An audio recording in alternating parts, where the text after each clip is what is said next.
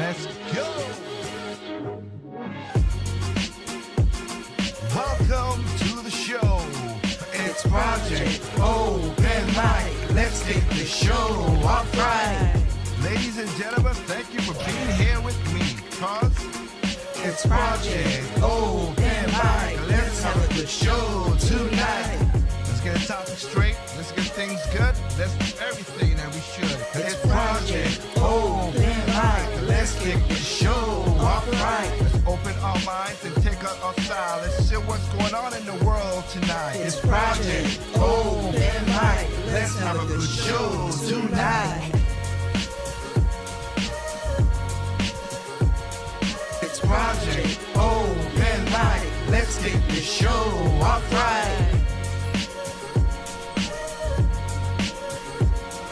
It's Project Open Mic. Let's have a good show tonight.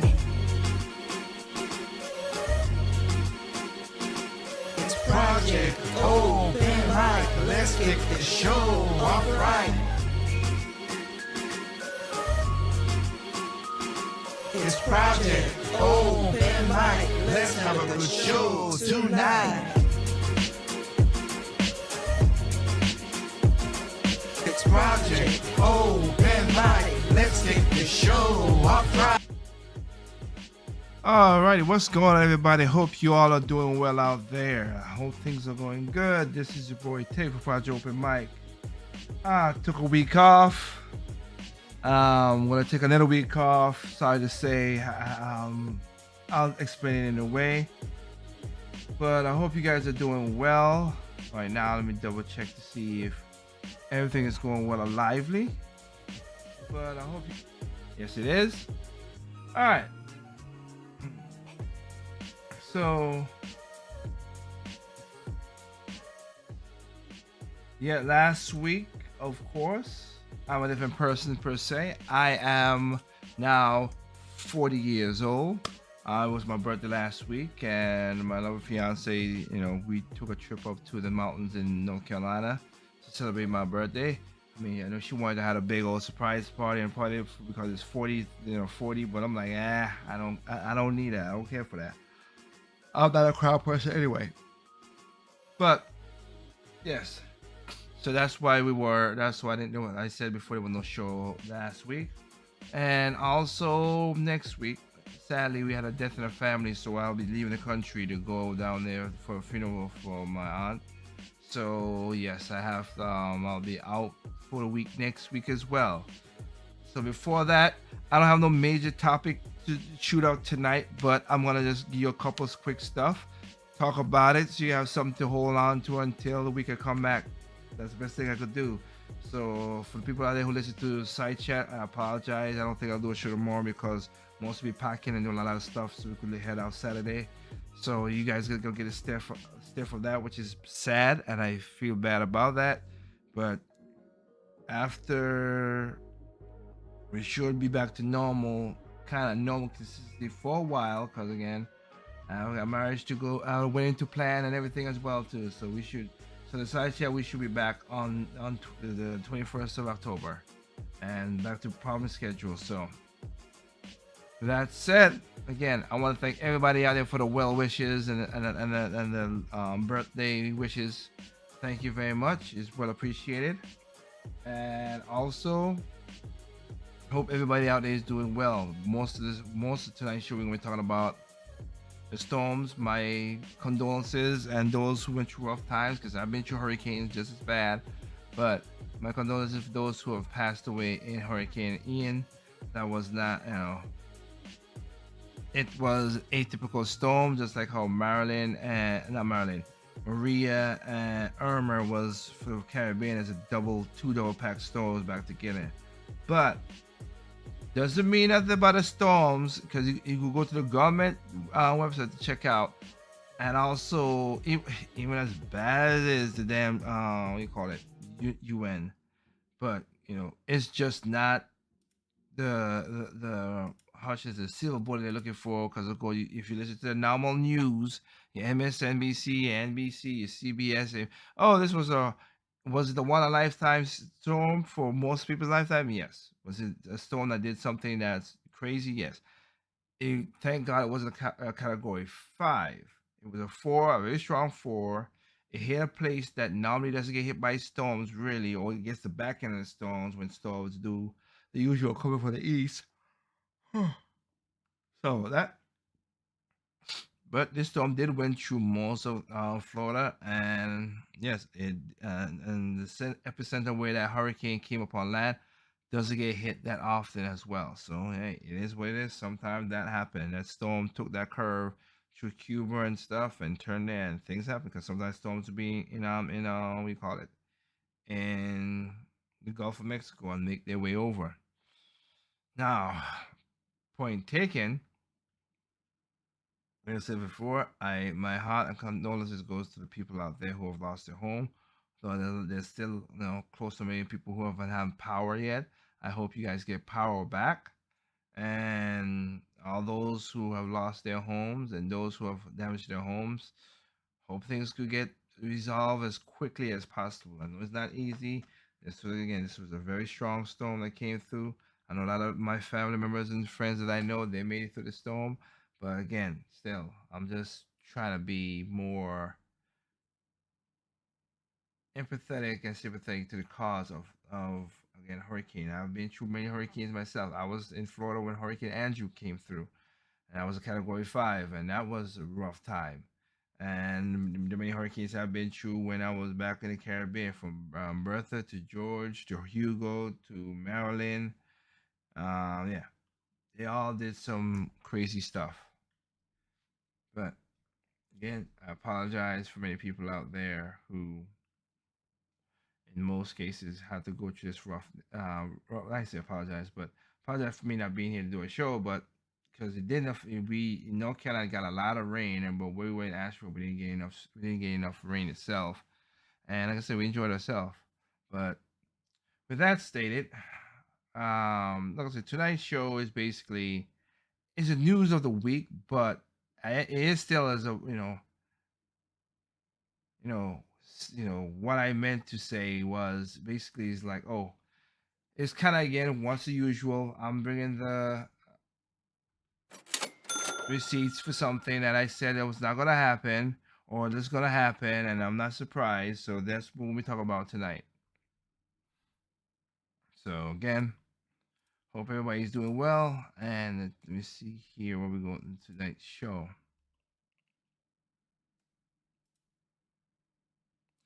And it's gonna be short and sweet because again, got stuff to do. But hey, hope you guys can hang in there. Got about 20,000 people in the building. Thank you. Again, and remember, you can catch us all the stuff on which I'll apologize for this. I've not been keeping up with the Spotify, so I apologize for that. But the Spotify, you can catch us on Spotify. You can catch us on the link is in the description.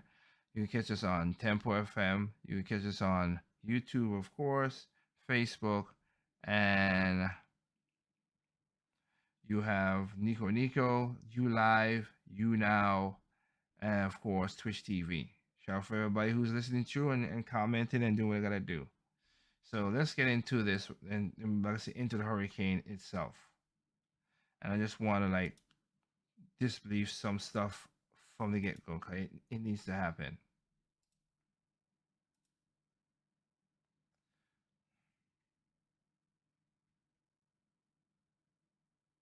So let's go here and do that.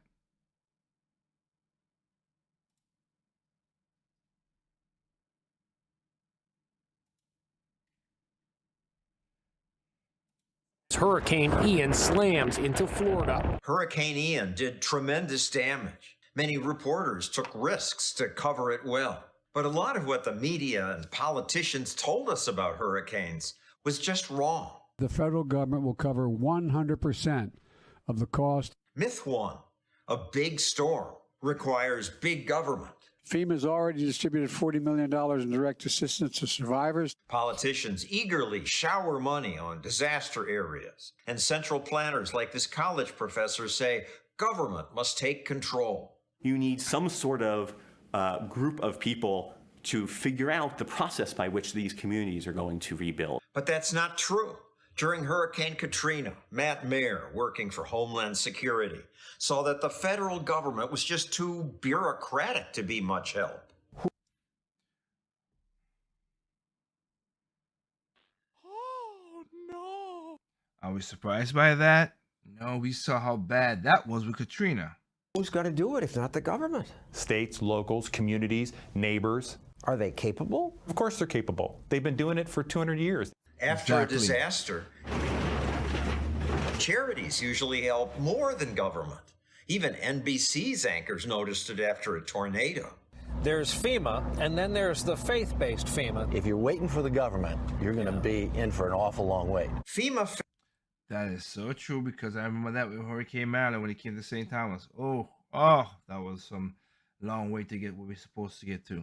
Fails because, as with all government bureaucracies, there's no incentive to spend efficiently. Hundreds of FEMA trailers bought with your tax dollars are sitting empty, never used. Charities don't waste money like that, and they help people quickly. Tsunamis, earthquakes, hurricanes, anytime there's a storm, anytime there's any kind of destruction anywhere, we're on it immediately. They cleaned it up and fixed it up, got us in a home, and they've done that for our whole neighborhood. Communities all across America every day come together and figure out how to meet the needs of their neighbors. It's called being an American. Myth 2. We need government to stop greedy businesses from raising prices. Price gouging, officials call it. Now, before I go into this, now there are some price gouging. I'm not denying that apart. I get what John's gonna go with it, and I disagree a little bit. There are price gouging. Like, I know how it works, but I do understand economical stuff, supply and demand. It is what it is. That's what happens. That's what it happens. I get it. Now you're gonna see example here of, okay, a guy bought something, came down there with his own money, do something. I have no problem about that. But for them to lock the man up, and you'll see in the story, which is crazy. That part I don't agree with. I do not agree with. Issue every hurricane season because after storms, some merchants raise prices. They're just taking advantage of us. They're taking advantage of making money, extra money, because there's a hurricane coming. So even Republican politicians tell businesses, you cannot substantially raise prices, whether it's a hotel room, fuel, commodities such as water, generators. That's what these bad people are doing. Bad people? No. When there are storms, consumers need specific supplies. Hot items like generators, batteries, and sandbags are flying off the shelves. Stuff in water, literally as soon as we walked in the store, it's gone. Why is it totally gone? Well, think about it. If stores don't raise prices, we consumers stock up on everything we might need. So only the first customers get what they want. Batteries, propane, tarps, all the generators are gone. But if the store could raise prices for items in demand, fewer people would hoard. Supplies running low. And more customers would get what they need. Anti-gouging rules even punish some good people who risk their safety to bring us what we need. After Hurricane Katrina, John Shepperson heard that people in Mississippi desperately needed things. So John left the safety of his home, bought 19 generators, put them in a rented U-Haul, and drove it 600 miles to a town that had no electricity. John offered to sell his generators for twice what he paid for them. People were excited. We had a product they needed. But Mississippi police wouldn't allow John to sell them. They called that price gouging. They confiscated his generators and locked John up in this jail. They called him a criminal for potentially saving lives. Actually, the price gougers are the moral ones. These high school students who learn economics through Stossel in the Classroom videos, they have more wisdom than most adults. When people hear price gouging, they think, oh, gouging, this awful thing that you'd think of, but it really is kind of just another name for supply and demand. Politicians and the media rarely understand economics. They have trouble with science, too. Storms get stronger and more destructive. Myth number 3 is that because of climate change, hurricanes are getting worse. It is feeding these beasts. The problem, and yes, feeding. Not gonna even argue with Joe. I thought you said you gonna be wearing locks and all kind of stuff. And sorry, I apologize. I just heard it's just Joe Reed is a clown. Anyway, yes, hot water. I mean, hot ocean's gonna do that. But when you look at, as I said before, go to the Hurricane National Center and look at the hurricanes over the years. There have been peaks, there have been lows. That's and it just happens that way. It's getting stronger and stronger. The winds are getting harder and harder. Not really, they're not. No, they aren't.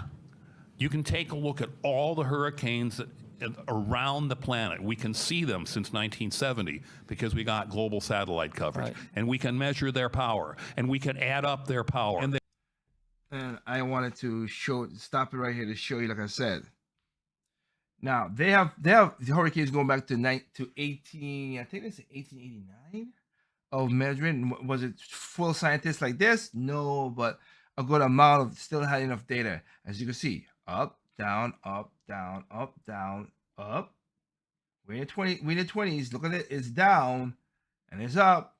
Then it's down. That's just what it is. It was more crazier in the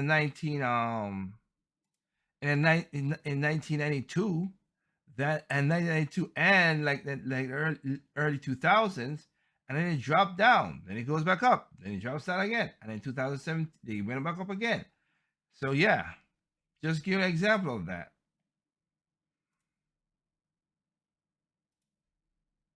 Around the planet. We can see them since 1970 because we got global satellite coverage. Right. And we can measure their power. And we can add up their power. And there is no significant increase whatsoever. There may be someday, but so far the U.S. government says there's no strong evidence of increasing trends in major hurricanes. And that's why they look, and they have a more bigger pool. That's what I said. Go to the National Hurricane Center or go to the National Oceanic Administration.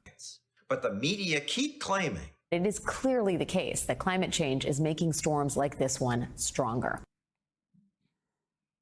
The people ranting about the climate crisis making storms worse. Linked to human-caused climate change. They believe they're doing the right thing. Nope. But just because you think you're helping doesn't mean you are. Which brings us to our last destructive myth.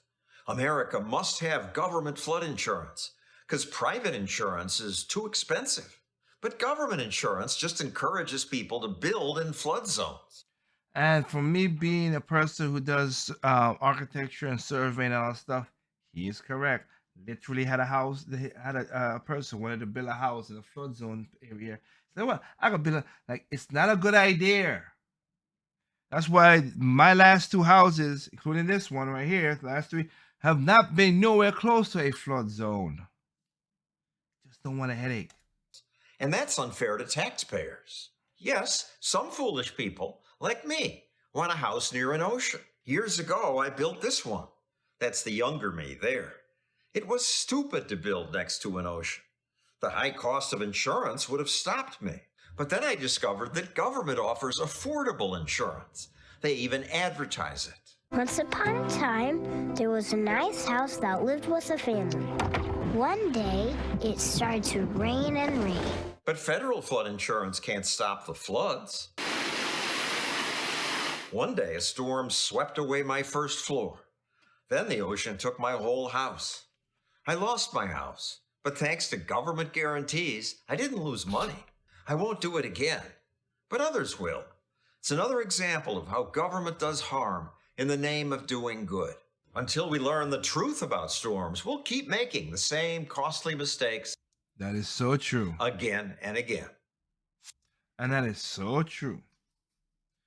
I don't get it. Oh, I want a front ocean view and all that stuff. Nah, I wouldn't want to do none of that stuff. That's not my thinking. But what can I say? These people, you guys want to build these houses in these weird places and then have somebody, and again, want somebody to help you out when you make a dumb decision. I don't like that. I really don't like that. That's why I'm a libertarian. Learn the consequences of your mistakes. That's the way I look at it. So, I want to go to another something so even though I talk about the storms and climate change, I'm gonna switch topic to something. Remember, I did two, not one, but two videos about the student debt. Remember what Biden said? He's gonna is moral. This is gonna help people. Same thing with Nancy Pelosi. Same with all these politicians. This is great to do whatever. Now, okay. So you say you're gonna talk about giving student loans, right, President Biden? Plans to cancel some student loan debt. But now he's changing course. Is Biden's plan even legal? Nope.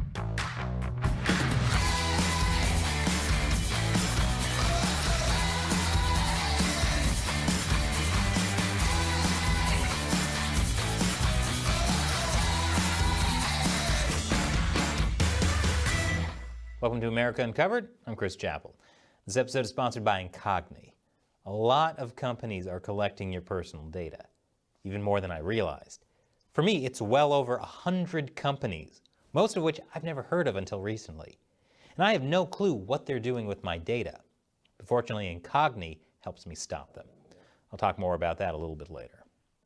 So, politicians are all about promises, even when those promises are less than feasible. Then politicians are all about backpedaling. In August, President Joe Biden announced his plan to deliver on his campaign promise to cancel student loan debt. According to the White House's announcement, Biden's plan included up to $20,000 in debt cancellation for Pell Grant recipients with loans held by the Department of Education, and up to $10,000 in debt cancellation for non-Pell Grant recipients. To qualify for the plan, you have to make less than $125,000 a year. The forgiveness plan was expected to wipe the slate clean for roughly 20 million Americans, with a total of 43 million being affected in some way. Remember that again. Remember all this stuff, and if for those who are watching this right now, yes, go back to let me see here. I might just do it on the screen. Why not? Why not?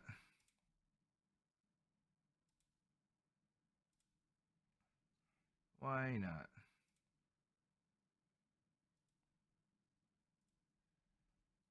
Why?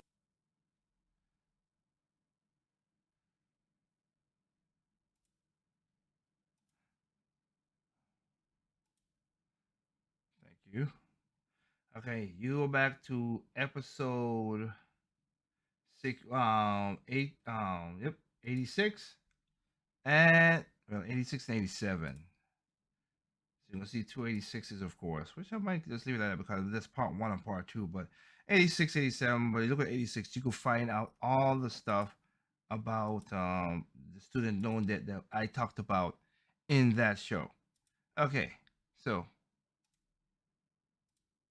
that's on Project Overmark on YouTube. I think you can still get it on Tempo FM. I have not put it up on Spotify. Again, that's my fault because I got so much stuff going on cooling with the loss. But let's continue. And the fact that he tried enacting this plan right before the midterms is a total coincidence. Yeah, right. This is like a recently divorced dad taking his kids to Disney World and saying, "Having fun? Remember this when the judge asks you who you want to live with in November." Exactly. Biden's forgiveness plan originally included privately owned, federal-backed student loans if borrowers had consolidated their loans into the federal government's direct loan program. But now the plan has changed. Why am I not surprised? The Biden administration is scaling back its student debt relief. Because of course it is. The change has to do with the federal Perkins Loan and federal Family Education Loans programs, both of which expired some years back. Before last Thursday, the Education Department's own website said borrowers with privately held federal student loans can receive this relief by consolidating these loans into the direct loan program. Honestly, the student loan stuff is so confusing that you should get a college credit just for figuring it out. Ain't that the truth? But on Thursday of last week, the department quietly changed the language. Again, why am I not surprised? The guidance now says, as of September 29th, 2022, borrowers with federal student loans not held by the Education Department cannot obtain one-time debt relief by consolidating those loans into direct loans. Okay, 180 degrees from what it was before. No big deal? But yeah, the Biden administration is narrowing the eligibility for student debt cancellation. His relief plan now helps borrowers who have government-held loans only, not those who have federal student loans held by private lenders. This leaves around 770,000 borrowers out of luck. After they done took the banks from the private banks, and also after Rashida Tlaib, that horrible woman was cursing the guy when he was saying, "Oh, well, they should take the loans out of your account." You piece of loser. Oh, take it out of your account. Well, it look like the debt ain't gonna be happening no matter what. If you have a private account, even though it's a federally backed account, you're not getting nothing out of this. Even if this loan goes through, which I don't think it will. For those borrowers, this is like a recently divorced dad saying he's going to take his kids to Disney World, but then he takes them to the dentist. Tell the judge you want to live with your mom. So why did this happen? An Education Department spokesperson explained that our goal is to provide relief to as many eligible borrowers as quickly and easily as possible. And this will allow us to achieve that goal while we continue to explore additional legally available options to provide relief to borrowers with privately owned FFEL loans and Perkins loans. It would appear that the FFEL and Perkins loans were causing problems for the entire debt relief package, so they had to be removed. In other words, we had to sacrifice the few now to save the many. It's like the trolley problem, but for people so crushed by student loans that they can only afford to travel by trolley. But what kinds of problems were coming from the FFEL and Perkins loans? Well, maybe the phrase legally available options gives us a clue. I'll tell you more after the break. Before you renew Amazon Prime, watch this. Look, I love Amazon Prime. Back. The Biden administration has gone back on part of its initial plan to forgive student debt. The legal challenges the Biden administration currently faces may explain why certain loan types were left behind. As of this recording, the Biden administration faces not one, not two, but 3 lawsuits. For now. Which probably makes Donald Trump think, only 3 lawsuits? Those are rookie numbers. The 3 lawsuits are coming from the Pacific Legal Foundation, Arizona's Attorney General, and a group of 6 Republican-led states. Legally, there are a lot of arguments against Biden's student loan relief plan. One argument, and common sense, and inflation, and that's gonna just make it worse. But let's go on. Is about how Biden's loan forgiveness would cause financial harm. Exactly. The Pacific Legal Foundation initially argued that its employee, a Pell Grant recipient, would be injured because he would be forced to pay state income tax liability even though he doesn't want student loan forgiveness. But that argument didn't slide with the judge, since the Education Department allows borrowers to opt out and avoid having debts automatically discharged. So we pretty much heard someone say, I don't want to be forced to have my student loans forgiven, and the Biden administration be like, okay, we won't forgive them. But borrowers aren't the only ones who could receive financial harm from loan forgiveness. There's also the issue of how Biden's debt relief will affect businesses in the loan industry. These businesses rely on ongoing interest payments for profit. If Biden's initial debt relief plan went through, lots of borrowers would consolidate their FFEL and Perkins loans into Department of Education loans. And then the private companies servicing those loans would lose money. And you know how businesses are about losing money. That ain't that the truth. Some of these companies are also quasi-state owned, like the Missouri Higher Education Loan Authority, which is one of the biggest holders and owners of student loans. So if they lose money, Missouri also loses money. Republican states are also arguing that their tax revenue is on the line, which they say could constitute economic harm. Republicans are arguing for taxes. And that's something disparagingly. Again, there's nothing more I hate than a Republican than a Democrat. But that's what I said. I hate Republicans too for the stupid stuff they've done. I think people should do it. That's why also in those videos I just announced to you guys, I had an idea. I had a plan. I have a plan that would work. Would it give everything? No. But it will fix everything. Yes. Hey, I think there's a glitch in the simulation. White House spokesman Abdullah Hassan struck back, saying Republican officials from these 6 states are standing with special interests and fighting to stop relief for borrowers buried under mountains of debt that they accumulated. I wonder what counts as special interest here. He says Biden, on the other hand, is lawfully helping the working and middle-class families. No, he ain't. At least the ones that were able to figure out this whole student loan maze in time. Exactly. Biden's response to Republican critics, bring it on. Which also just happens to be my response whenever someone asks what movie I want to watch. But the Biden administration's current 3 lawsuits might be just the beginning. And the fact that Biden reduced the number of eligible people for student loan relief shows that he's treading a very thin legal line. Not surprising. I'll explain after the break. Not surprising at all. Welcome back.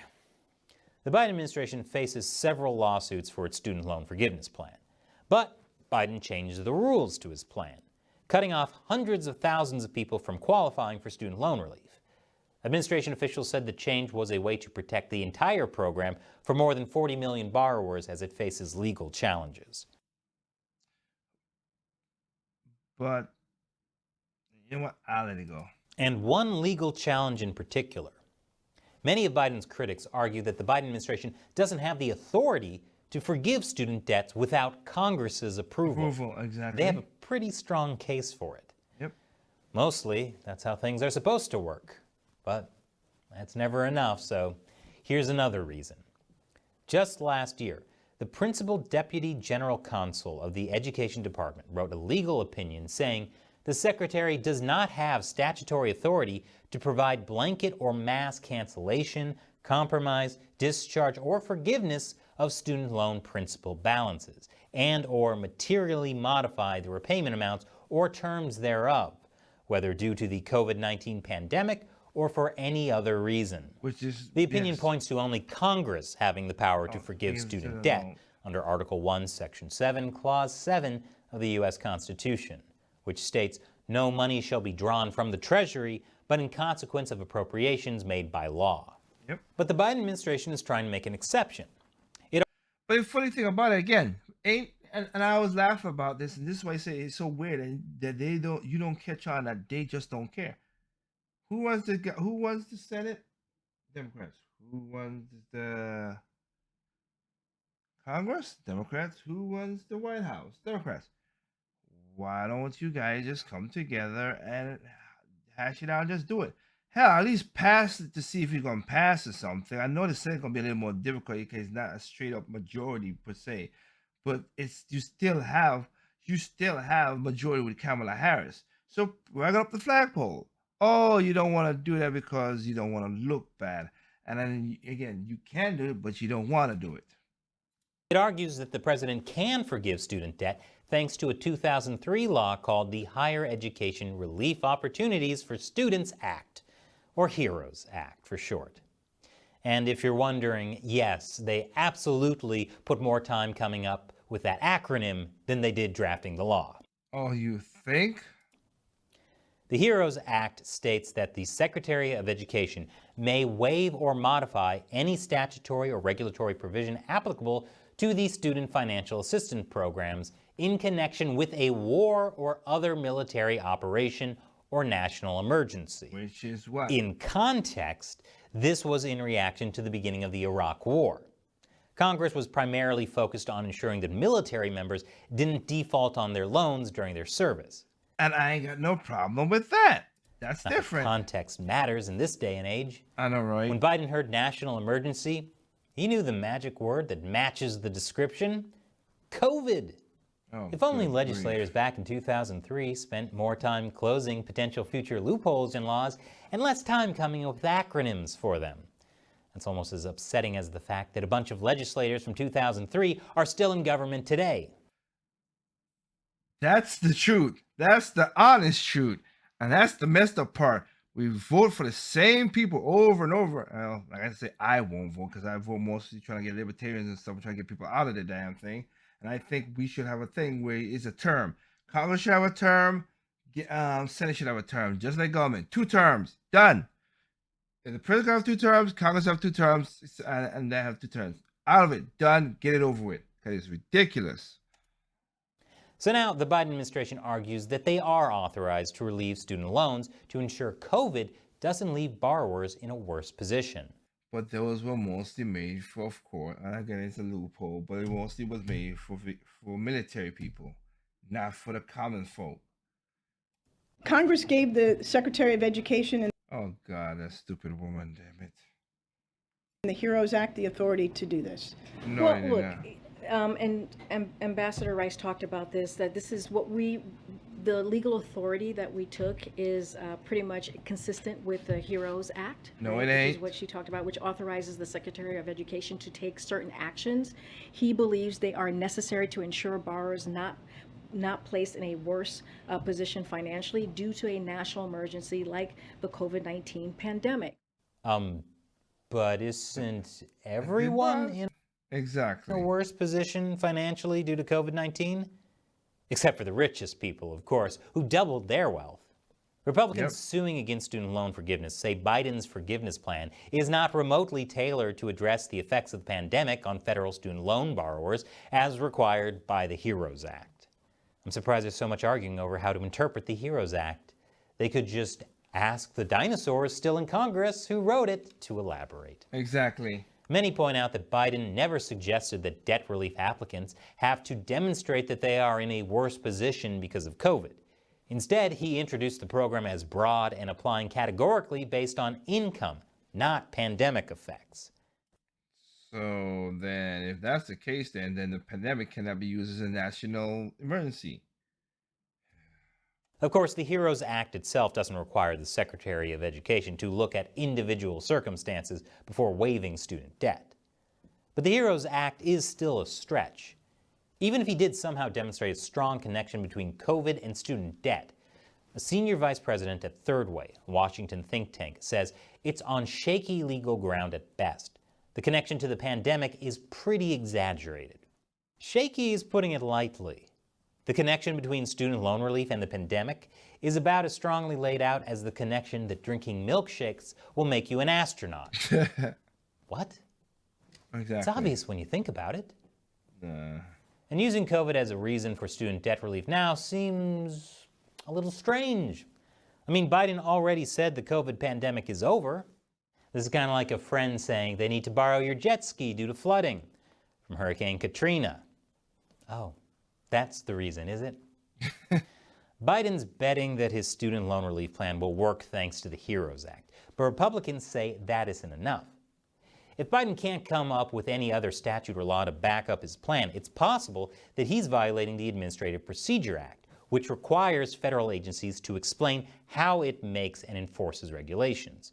If this goes all the way up to the Supreme Court, it's possible that Biden would face scrutiny limiting him to the scope of authority Congress gives to him. And if Republicans win big in the midterm, Congress will give him about as much authority as a party cop. Even if Biden somehow got everything he wants, his plan isn't going to solve the student debt crisis in the long term. It never was. It was a band-aid on it was putting a band-aid on a chopped off arm. According to the Nonpartisan Committee for a Responsible Federal Budget, Biden's student loan relief plan will cost $500 billion. Yet all it's doing is kicking the can down the road for the same amount of debt to crawl back up in 2028. Yep. Even Democrats are aware that one-time debt forgiveness doesn't address the root problems. But they are still in favor of this plan. Of course because they this are. short-term solution might just solve their short-term problem of getting elected again. Wiped out in the midterms. Exactly. And this episode has been sponsored by Incogni. And I'll leave it at that, which is the point that he's pointing out that right there, I do believe in. It's just a ploy. It was just set up in that great. That's why I said the student debt loan when he was talking about. That's why I went in debt. Talking about a lot of people who took loans who should not have took loans. You took the loans, one. Two, majority of y'all had degrees that was not profitable in the first place. So you couldn't even pay off the daggone loans. And three, as I said it before, this is just a band-aid on an open cut wound that ain't gonna do nothing. It's just for political gain. So, yes, not great. So I want to go into another thing that we were talking about in the last couple of weeks. We were talking about the whole EVs and green energies. As remember, Gavin Newsom signed a bill that we should not have gas powered cars in 2035. We should not buy new gas powered cars by 2035, and they're going to increase going up. Then 2 days later, the same governor told people, hey, because we have an energy problem, which is we don't have enough power to feed the grid, don't charge your cars. So wait, buy electric cars, don't charge your cars. So now here's another insane move by these crazy cretins. It is often said that California is about 5 years ahead of the rest of the country nationally. Well, I give you this story from the Hill. California, first state to ban natural gas heaters and furnaces. Quote, while this strategy will clean the air for all Californians, it will also lead to reduced emissions in the many low-income and disadvantaged communities that experience greater levels of persistent air pollution. Ah, it's for the poor people that you can't have heat anymore. I swear.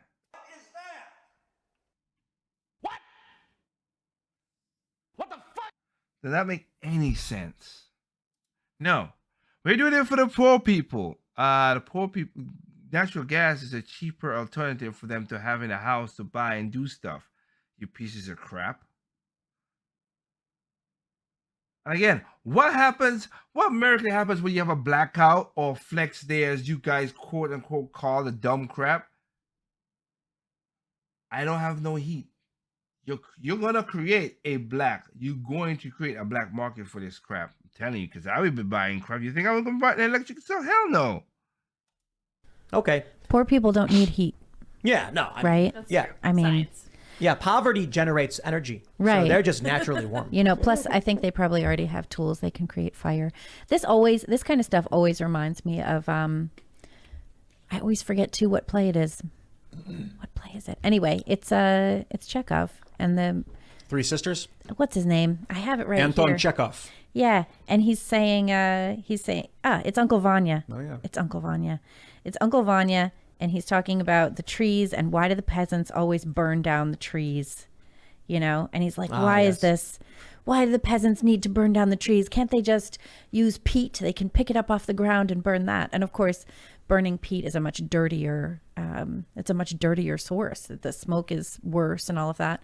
But we're constantly trying to tell everybody how they need to heat their homes, how they need to, move around, all of this. So it's unreasonable. They ban gas cars. Mm-hmm. They're banning natural gas heaters. So everything's going to be electric?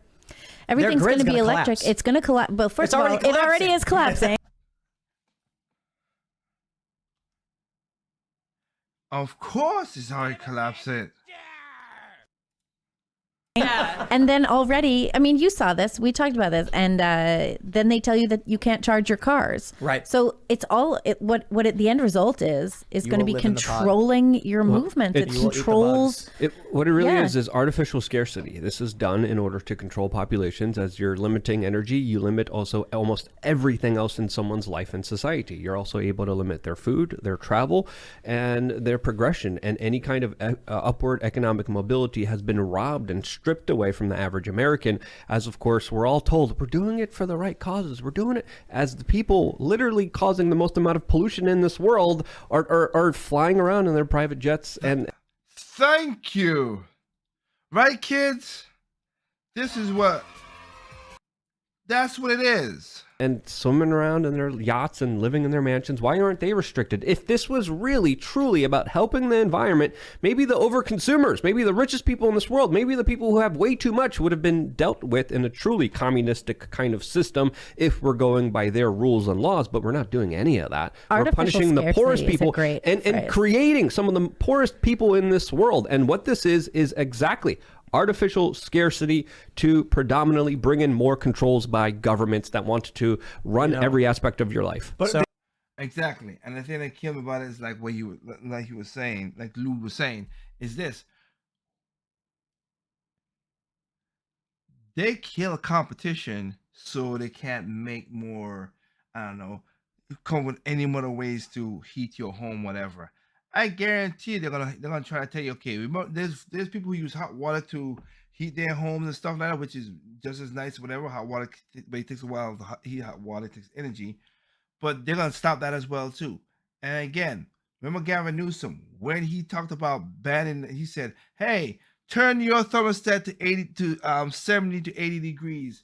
Where was he? In a studio wearing one of these I have on right here, long sleeve shirt, talking about do this for a thing. So you can keep your AC on in your building, but I should turn my heat up so you can do that. Go F yourself. Seriously. So the Teslas have cell connectivity. And it's going to be funny in, 5 years when you're going to be in your garage and there's going to be a notice saying not charging on your Tesla or electric car.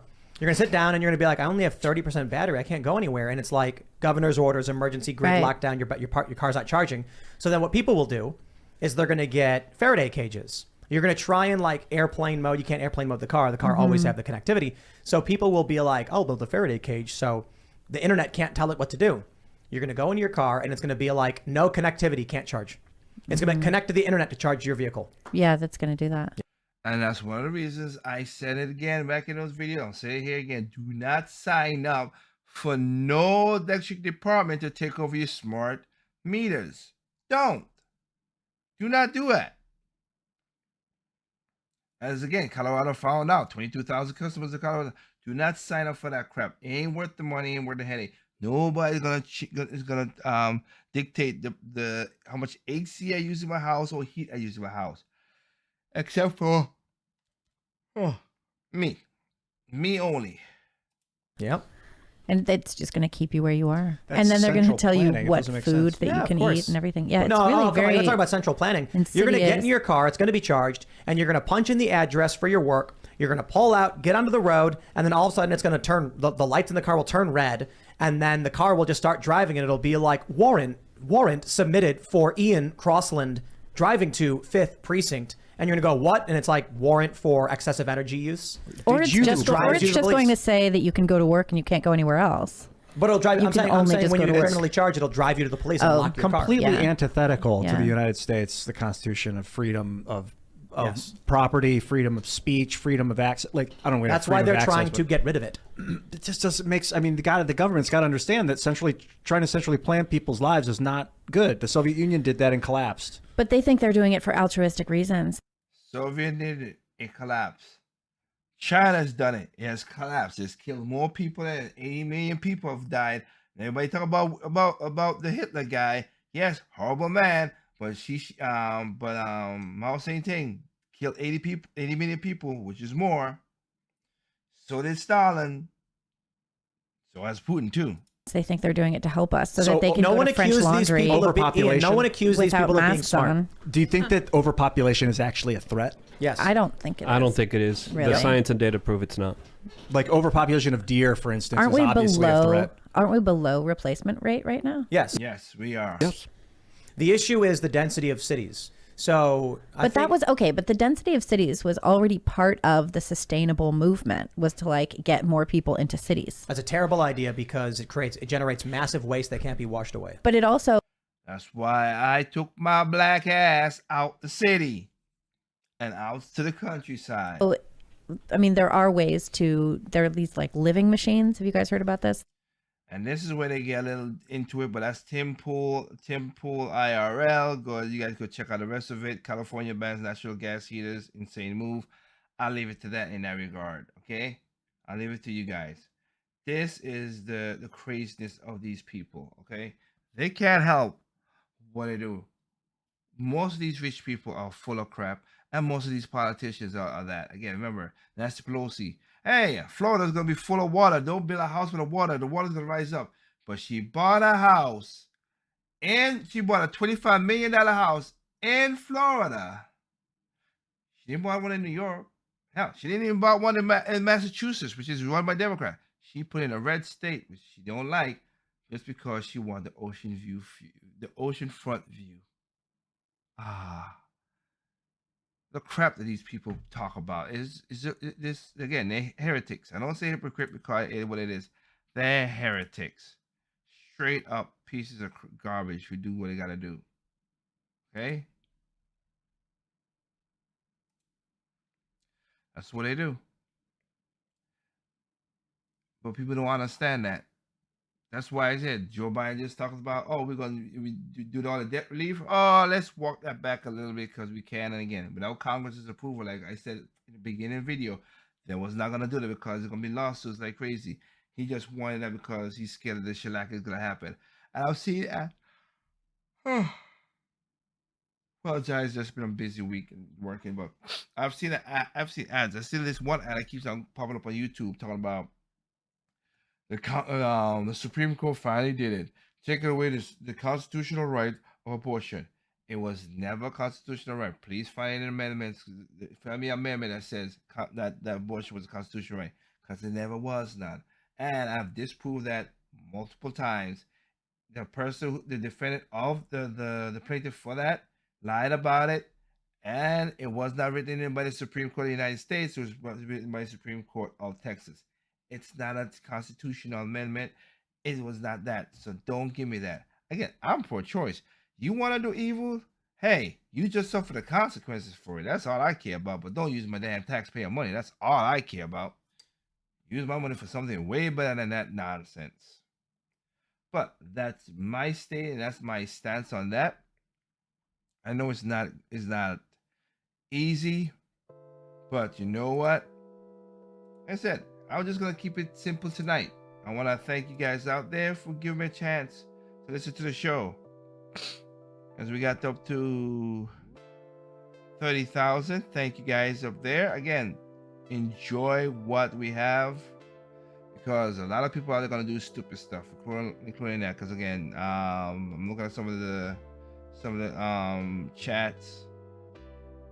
Lira Ramon from France. Remember to vet any Californian who moves away. Don't let their failed policy spread. We are quickly heading to escape from a lacy scenario. That is so true. Alex Fields from New York. I love how Ian's still make claim that they can't do that because it doesn't go against the Constitution.